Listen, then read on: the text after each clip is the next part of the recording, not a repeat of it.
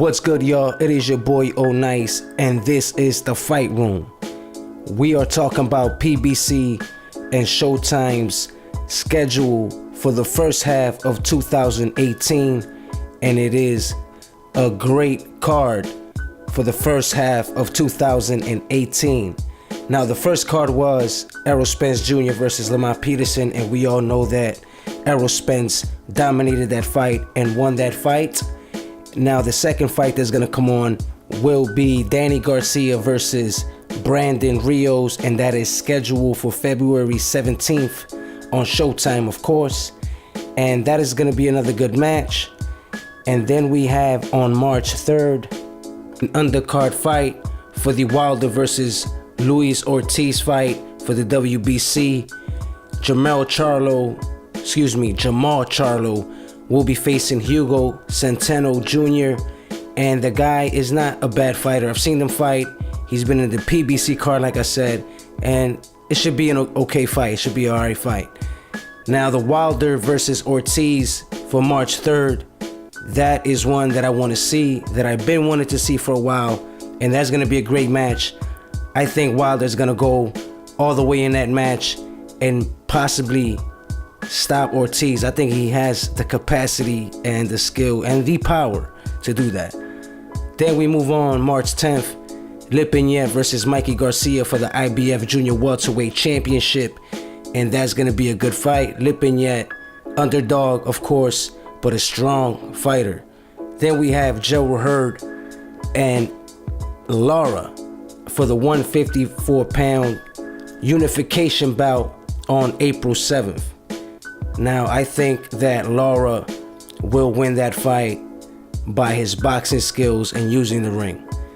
Then we have Gervonta Tank Davis in the ring April 21st. He still doesn't have an opponent. We are waiting to see who his opponent will be, so we're staying in tune. Then we have Adrian the Problem Broner facing Omar Figueroa on April 21st for WBC Super Lightweight Title Eliminator. Now, this is a dangerous fight for Broner. Figueroa is a pretty good fighter, man, and I think it's a dangerous fight for Broner. Figueroa likes to stick in there and slug, and he's a pretty good slugger. So that is going to be a dangerous fight for Broner, I think. Too early for Broner to get in there and try to recuperate from the Mikey Garcia loss with such a fighter as Figueroa, man, because Figueroa is a pretty well-rounded fighter. Might be young, but I think he has enough to pull the upset, if you want to call it an upset, because Figueroa is a pretty good fighter, like I said, and he is a slugger. Dangerous fight for Broner. Then we have May 19th, we have Badu Jack, which is a good fighter as well, taking on Adonis Stevenson, which should be a pretty good fight. And then we have May 19th, Keith Thurman returns to the ring. Doesn't have an opponent yet. Supposedly, we've heard that is Jesse Vargas, but we're not sure yet. Then we have June 9th, Jermell Charlo will be stepping in the ring. He does not have an opponent yet. We're still waiting to see who that opponent would be. And we all know that he is the WBC 154-pound super welterweight champion. Then we have June 9th, same time, same card, same night. Abner Mares will be taking on Leo Santa Cruz for the WBA title. And that's going to be another good fight. I think that maybe Mares might pull this one off. I'm thinking that he might be real prepared for this fight. But Leo Santa Cruz is a beast of a monster that likes to stick in there and brawl as well. Then we have, of course, Errol Spence Jr. coming back on June 16th and defends his IBF title in Texas. And supposedly it might be with Carlos Ocampo, which is a young fighter. Seen him fight twice. And nothing too big for Spence to handle. So we'll see what happens there. That's the schedule for the half of the PBC and Showtime event for boxing for the half of the year. and it sounds pretty good to me. I'm looking forward to it, man. I can't wait.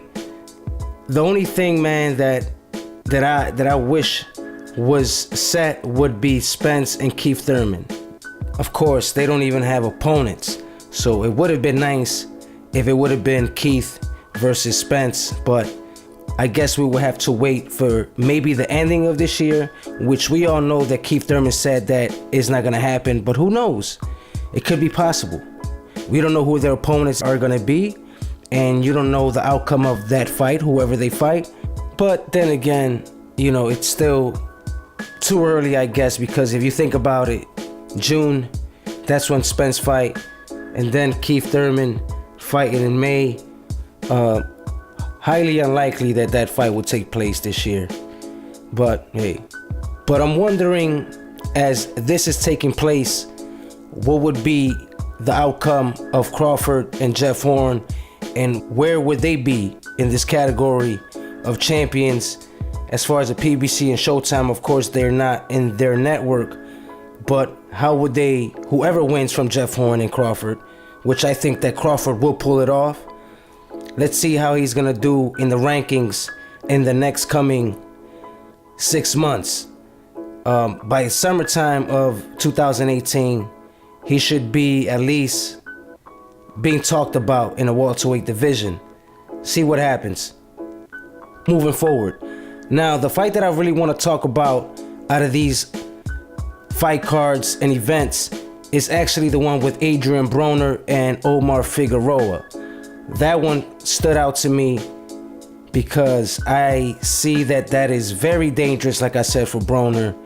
And Omar Figueroa, even though he's been inactive for quite a while, back 2015 to 2016, 2017, around there, he had a quite of inactivity.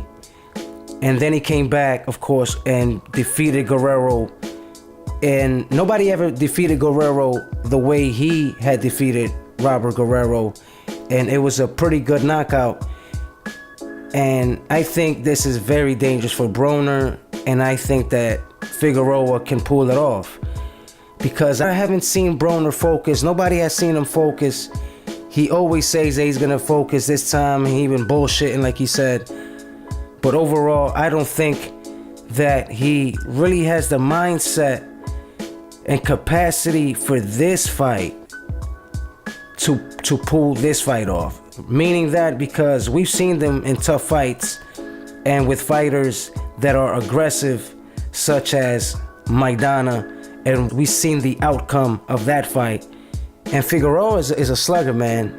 Figueroa loves to slug and can take a mean punch. So that is a dangerous fight, and I think that Figueroa might pull that one off, man. I don't know, man. Don't know. Now, Danny Garcia versus Brandon Bam Bam Rios, February 17th. And that is going to be a pretty good matchup.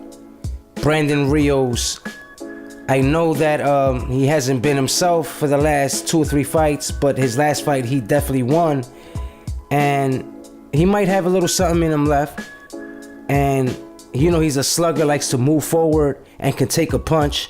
But, of course, he had got dropped by Timothy Bradley. But when he got dropped by Bradley, it looked more like he just gave up. It wasn't really like a solid knockout. Not taking none away from Timothy Bradley, but it was sort of like you know, he got hit in the head and just went down and didn't want to like get up. So I think he still got, you know, he got something in him. You know, he could take a hell of a punch. And we all know that Danny Garcia is a hell of a puncher. Definitely has power in both hands and has a great hook and a good body punch. And it should be a great fight. I think that Danny Garcia overall should pull this fight off and win by unanimous decision. Now, I want to talk about Jermell Charlo. You know, he is a 154-pound WBC middleweight, super welterweight, champion. And he is waiting the winner of Triple G versus Canelo Alvarez. And you know, he is a hungry lion waiting. Now, I think that he will be a pound-for-pound fighter this year. as well as Jamal Charlo, which I think is going to beat Centeno Jr. Not taking up from Centeno Jr. because he is a pretty good fighter. But Jamal Charlo is in another level, man. He is really in another level. Both twins are on another level. And I think he's ready to take over the division, man, honestly. So I'm looking forward to this fight with Centeno Jr. because I know it's going to be a good fight. Make sure y'all stick to that fight because I'm guaranteeing you that'll be a pretty good fight. But I think overall that Charlo could win by impressively knocking him out. And don't get it twisted. I know a lot of people are going to think that Charlo could just easily take him out. You know, Charlo does have power, impressive power. I didn't think he had that type of power, especially, you know, how he knocked out Julian J. Rock Williams. And he's ready to take over that division to me. Just like Jamal Charlo, I can't wait to see him fight. And after his victory, sees how would he pursue the fight with either the winner of Triple G and Canelo Alvarez. Another fight I want to mention that is not in this card is Daniel Jacobs, of course, in the middleweight. And he's signed with Eddie Hearn, of course, and HBO. So I think that him versus Jermell Charlo would be a fight of the future event. And I think that it'll be a great fight. I know a lot of people doubt Danny Jacobs, but I had him winning the fight versus Triple G. So if y'all don't think so, y'all can watch it again. Make sure you watch it without being biased and just look at that fight and see clearly that Danny Jacob won that fight hands down. So I will be back to talk about more of this PBC Showtime half of the year event. Like, comment, subscribe, and share the video. Till then, it is your boy Oat Nice from the Fight Room.